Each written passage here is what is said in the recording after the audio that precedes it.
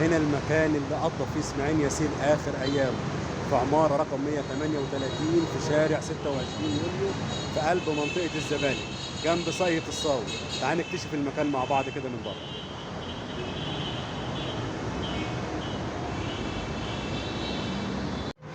تعالوا نشوف المكان اللي قضى فيه اسماعيل ياسين آخر أيامه، هنا في شارع 26 يوليو في قلب منطقة الزمالك على بعد خطوات من ساقية الصاوي.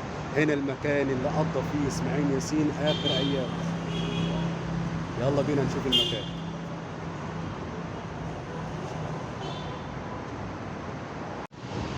هنا كانت آخر أيام اسماعيل ياسين اللي قضاها قبل ما يتوفى. كان ساكن هنا في الدور الأول في العمارة دي في شارع 26 يوليو في قلب منطقة الزمالك، بالقرب هنا من ساقية الصاوي.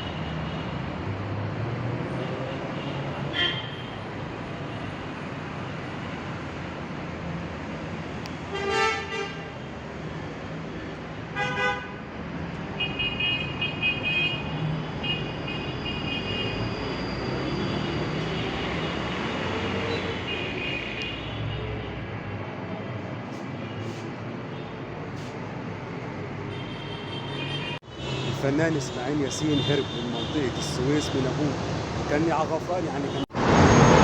هنا العمارة اللي قضى فيها اسماعيل ياسين آخر أيامه، قلب منطقة الزمالك شارع 26 يوليو. العمارة اللي شهدت عليها آخر أيام الفنان الكبير اسماعيل ياسين.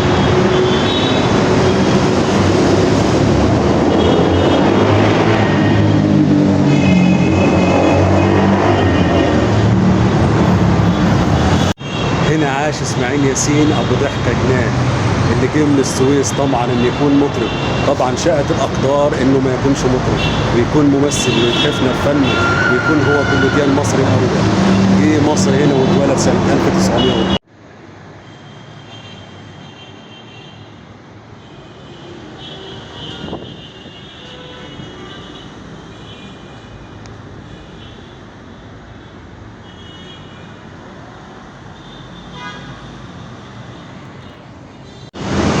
هنا من قلب 26 يوليو العمارة اللي كان ساكن فيها الفنان القدير اسماعيل ياسين، جه من السويس سنة 1912 من قلب منطقة الزمالك هنا في شارع 26 يوليو رقم 138 قدام بيت اللي عاش فيه الفنان اسماعيل ياسين مواليد 1912.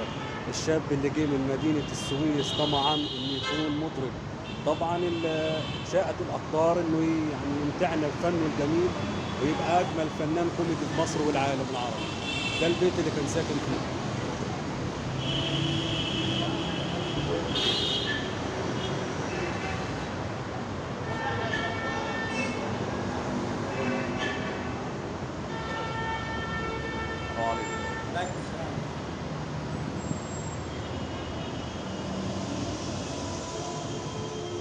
ده الاسانسير اللي كان بيطلع منه اسماعيل ياسين. الدور بتاعه هو كان ساكن في الدور الارضي. عاش هنا اخر ايامه لحد اخر يوم وفاته. الفنان الجميل اللي امتعنا طول عمره ابو ضحكه جنان، الفنان القدير اسماعيل ياسين، جه من مدينه السويس طمعا انه يكون مطرب، لكن شاءت الاقدار انه يخش التمثيل ويبقى الفنان العالمي الفنان القدير اسماعيل ياسين.